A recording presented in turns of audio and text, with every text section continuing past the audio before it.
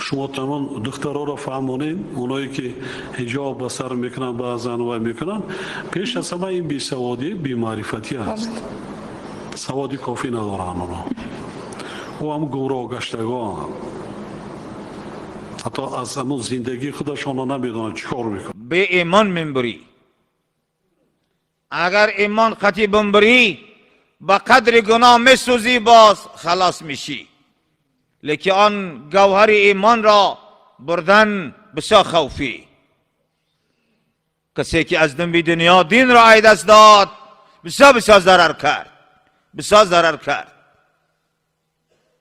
مخصوصا بانوان ما، زنان خواهران و دختران ما که از دیگر شهرهای به دوشنبه میآیند، اقلاً مدنیت لباس پوشی خودشان را رعایت کنند.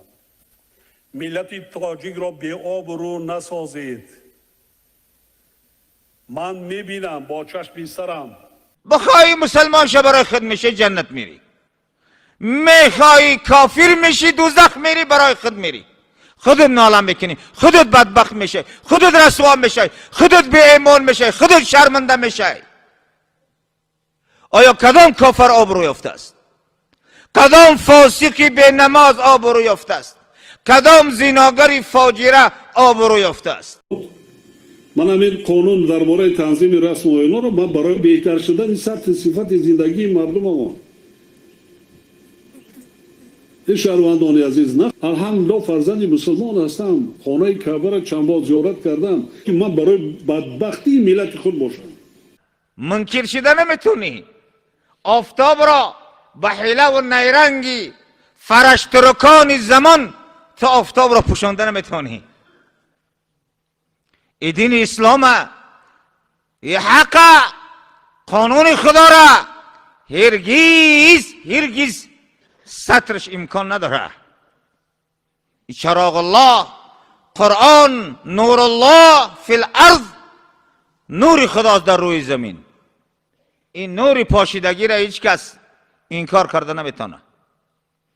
لیکن بدانن که الله تبارک و تعالی چیزی را پیشکش کرده است، اسلام عزیز که مردم نیکبخت میکند، حیات طیبه پاک و پاکیزه برای مردم میبخشد.